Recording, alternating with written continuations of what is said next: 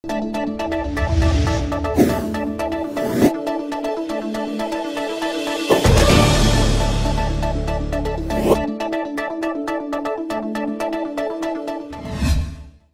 you hear from everybody talking about it as one of the shows that we have here on the Pulse Network, it's CMS Connected. We talk so often about content management systems and really what are some of the things that are taking place throughout the entire industry. Who's some of the movers, who's some of the shakers? Well, really today we're trying to get a good feel for who some of those players actually are. So we welcome in Elcom CMS own Josh Anstey. Josh, welcome in. I haven't talked to you in a while. How you been? Going well, thank you. How are you? I'm doing very well. So for the folks out there who are unaware of Elcom, kind of give us the nuts and bolts, really.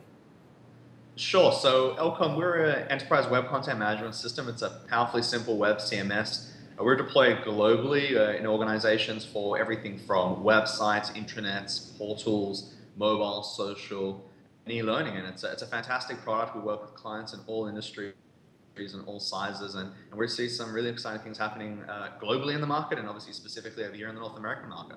Okay, let's talk about that. What are some of the things that you were seeing? Because last time, I think the very first time you and I talked, we were talking so much about intranets in particular. So let's start with that. What's going on in that space in particular? And I know you guys actually have a blog post out talking about, well, the social intranet, and it just makes people happy. You're basically your employees happy. Talk about that a little bit.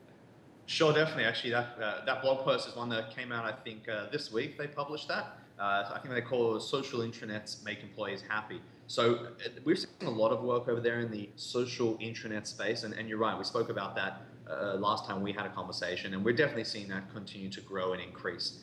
We're seeing a significant number of organizations really embrace intranets overall, but definitely that social functionality of an intranet. So we're seeing them look at how do they collaborate and communicate and grow the organization and bring teams closer that are often distributed and located either around the country or globally, and how do they use that social functionality to build out their company, build out their organization, and leverage a platform that they're probably using it in multiple other areas throughout the organization. So exactly, tell me, because these are all great things that everybody wants, and a lot of vendors do talk about that. So tell me how Elcom actually does this, makes it social, really.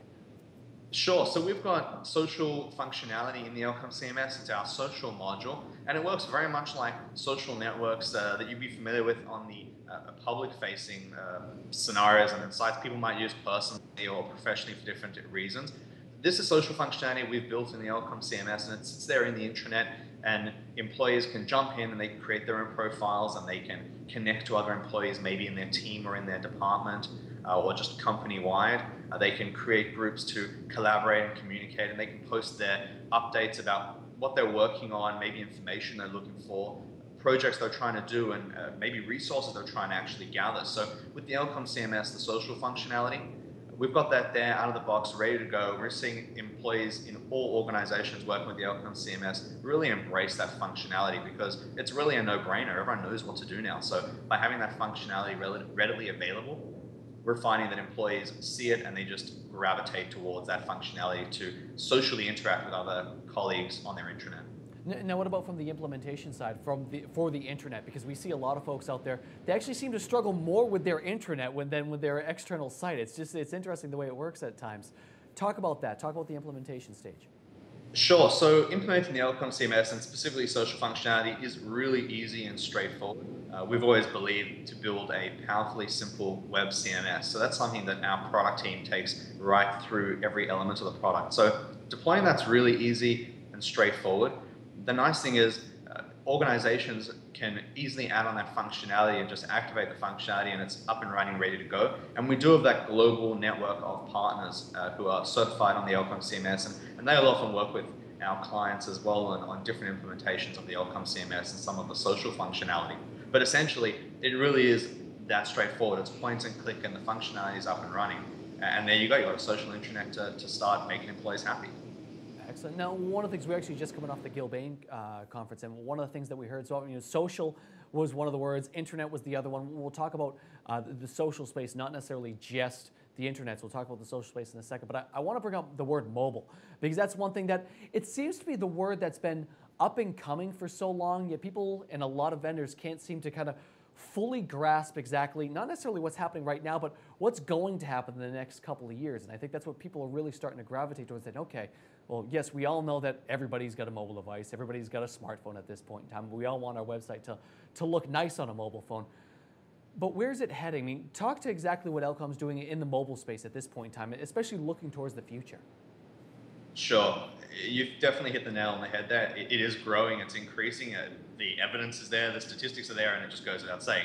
You look around the city all the time and you see everyone on their mobile devices. So we're seeing more and more clients deploy their sites and ensure that from day one, the site is mobile ready, mobile friendly, and they're thinking mobile first. They're not thinking mobile as an afterthought, that we've built the site and now what do? We need to build a mobile site. So we're definitely seeing a lot of clients who are thinking about that from day one, if not before day one. And it's probably the key criteria that everyone's talking about right now, is ensuring that when they build the site is mobile ready and people can access it on their mobile devices. And with some of our built-in analytics and our built-in A/B testing and some of our built-in mobile functionality, you can actually understand where your users are coming from, what devices they're landing on, whether it's from an iPhone or one of the Android devices, or it's from an iPad or whatever mobile device it may be. And then you can actually understand how should we be building content and delivering content to these different devices. I want to go back to one of the things you actually just said there, starting with mobile, because there's been a lot of conversations about that, saying, okay, is this an add-on, or are we thinking mobile first and then going elsewhere? So is Elcom really saying that you guys think mobile first? I think you've definitely got to think mobile first. I think it depends on what life cycle the client might be in and where they are with the project. I think some people, the project might have been developed and now they're at the stage when mobile's caught up and they've got to think about mobile and work out what to do. But definitely clients that are starting a project now and are really beginning that journey and that phase, that implementation, they're definitely thinking mobile first. And if they haven't thought about it, it's definitely something we're bringing up and we're encouraging them to seriously consider and work out what that strategy around mobile is going to be. Now, talk to me about this when people are looking at mobile, because before it was, okay, look how great my website looks on a mobile phone. So that's where a lot of people were kind of starting out. Now they're actually trying to accomplish goals, publish the content so it is available via mobile. And also we're looking at e-commerce for mobile as well. Talk about how the two work hand in hand. So delivering content and the e-commerce to the mobile device, I think it's really important. You look at, I think there's some statistics from the long weekend shopping sprees over there and how much people actually, and the numbers are mind-boggling. So I think that's a testament to it over there, that if you're doing e-commerce and your site is an e-commerce specific site, you've got to be thinking mobile, because people want to buy the products on the go. They don't want to go sit in front of their computer to go find what they're looking for. And half the time we're going to be seeing people that are just inside the stores and they say, I don't want to wait for this line. I'm just going to say I see it here, and then they actually bring it there. I mean, these are some of the crazy things that we're actually seeing right now, is that it's actually cutting down on line time. I mean, it's insane to really think about it. So now let's go on and let's move on a little bit to some of the differentiators. I mean, that's what a lot of people look at, because I mentioned at the top of this talk between us is that there are so many people inside the space right now and so many different vendors out there. In your mind, I mean, obviously there's going to be a little bias there because you work with them, but what really separates Elcom from the Kenticos, from everybody else in the world? What is it? Sure. So look, there's a long list of what separates us and why we're a great platform of choice over there. So we probably can't get into all the different options over there. So there's a couple we can probably cover and talk about over there. I think one of the key areas where people love the Elcom CMS and where we see clients really embracing our platform is where they're looking at deploying a solution, a CMS for multiple solutions over there. So we've spoken a lot about the intranet right now, but not just an intranet, websites. Obviously intranets, but e-learning and LMS solutions as well, or portals, or a range of other platforms, solutions that they need to deploy there. And I think we're finding a lot of clients who love the Elcom CMS for those reasons, that they know they're not getting a one-off product that's just going to solve one need, but it will solve multiple needs throughout an organization. So that's definitely a key benefit over there of the Elcom CMS, and why we're seeing so many people actually embrace the Elcom CMS. Because they know they're getting the platform that's going to meet the requirements right now, but it's also going to meet those requirements in 6, 12 months, which are ever evolving and changing. A lot of the time organizations don't know what their requirements are going to be in 6 and 12 months because the market changes so quickly and technology changes so quickly and businesses change so quickly. With the Elcom CMS, they know that as those changes occur, we're releasing quarterly updates of the Elcom CMS to ensure that you're using the latest and greatest and the best technology. And we're ensuring that the functionality we deploy is meeting and exceeding market demands and market requirements, so that whatever your requirements and your changes in your business might be, the Elcom CMS is a product that's actually going to meet those needs over there. Now, one of the things you had mentioned up the top as well, you had said something along the lines of, Elcom is for the SMBs, it's for the enterprise as well. But what about for the SMBs right now? I mean, we're seeing some movement in the open source, just a bit. Well, not necessarily WordPress. WordPress, everybody looks at the blogging platform, but we've seen them start to move into truly be a CMS. But we've seen Drupal really made some strides over the course of the last 12 months, and they've been around for a dozen years now at this point in time, so they do have that base and that foundation. How do you talk to the SMBs of the world? The enterprise is different, that's a different monster, but the SMBs of the world that say, you know what, I still kind of like the idea of open source and the fact that it's small. How do you kind of pitch them and say, you still have to think of us and still have to look at Elcom? Sure. So that's a really good point that you raised with the open source platforms in the market, and obviously from an open source and a proprietary perspective, there's a lot of platforms in the market in different areas. So when we're in a situation where someone is evaluating an open source platform as well, without a doubt, I think different platforms meet the needs of different clients. And for some clients, a proprietary solution is the best option for them, and for some, an open source solution might be the best option. So I think it's really important to understand what are their requirements right now, what are their requirements going to be in 6, 12, 24 months. From a business perspective, how critical is the solution? What's important for them? Is it functionality? Is it ease of use? Is it the support network they're going to get? Is it the constant relationship with a product team that's building that platform for them, and a product team that they can actually have a hands-on say in, where they can work with a team like the Elcom CMS product team and actually provide that concrete feedback that we're going to build into the platform for them. So yeah, I think all the platforms have their place in the market, and I think that's a great thing about the space we're in. It's really exciting and fantastic, and everyone does have their position where they fit in. And with open source, for some people it makes sense, for some it doesn't. We find with the clients we work with, obviously, that open source isn't a solution they're going to be evaluating. Working with a CMS like the Elcom CMS makes more sense because they need that trusted support network they can work with, and the actual team with the vendor that they can contribute to the product over there, as opposed to an open source community that they might rely on. We've got a fantastic, active, global developer community with Elcom, and they're building some fantastic things on the Elcom CMS, and they've got great advantages of, I guess you could say, the best of both worlds. They can work with the product team, they can work with Elcom. At the same time, they can have fun and build some really fantastic integration with the Elcom CMS, modules and functionality on the Elcom CMS, all with our developer API and the development tools and capabilities that we have. Okay, one of the things you said, working with the team. So I kind of want to ask the question about, the systems integrator, because that's where a lot of people start to have that, that panic attack saying, wait a minute, okay, so I've got this great CMS vendor that I absolutely love, but then there's that middleman that say, wait a minute, do they only work with them? Talk to that point a little bit, because it's kind of a murky spot for a lot of folks and a lot of companies out there. Sure. So definitely we've got that global network of partners that are certified as system integrators, and they know the platform, work closely with it. They've all gone through certified training with Elcom and the Elcom CMS, and as well as while our clients all do have direct access to our support teams and product teams, our partners that are system integrators globally also have that support and access there. So it's definitely a question that comes up with clients, and they try evaluate different partners they work with, and they try work out who might be the best solution for them, which might be the best partner to go with, and who might provide the best support and the best services and the best development.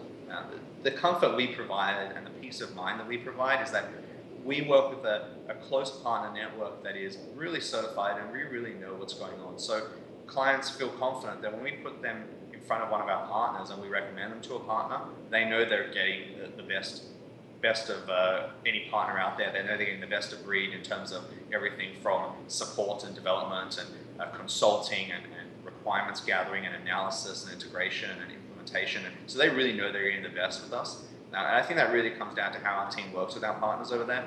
Because you're right, it is a concern clients have. They either don't know what's going on because they love your platform, but they're not sure about the partners, or alternatively, they just get overwhelmed and confused by who they should be talking to and what everyone offers. So I was going to say, I think that's the point that a lot of people seem to run into, is saying, okay, wait a minute, I've been working with you up to this point, I've gone through, the different transactions, you've shown me, you came in for the demo, and now I'm like, wait a minute, who's this guy too as well? So that's where it always comes into. So the, Exactly. the last thing I want to ask you about is the ROI, because I think a lot of people, and I mean, that's everything. I'm sorry, but at the end of the day, that's what people care about. How much am I spending, and how much is this going to help propel my business forward? Make a case for the ROI, really. Sure. I think that again comes down to what are the requirements for the client, what is the solution they're deploying, and what's important for them. So depending on the site, if you're looking at an e-commerce site, well, the ROI there is quite easy to measure because you know you're spending X amount building your site, and you know, okay, great. If I'm spending X amount, what are the sales I have to make specifically through my site that I'm going to get a great ROI on this? So an e-commerce site's a much more basic, straightforward ROI process than some other sites such as just general websites and solutions. Whereas if websites are generating leads or activity or building brand, those are sometimes a little bit harder to specifically align with the dollar value based on the transactions. Same as intranet. As mentioned, we do a lot of work in the intranet space, and a big question, as you say, is ROI. What is the intranet going to do for the business, and what's the ROI on this investment? And again, that comes down to what their requirements are.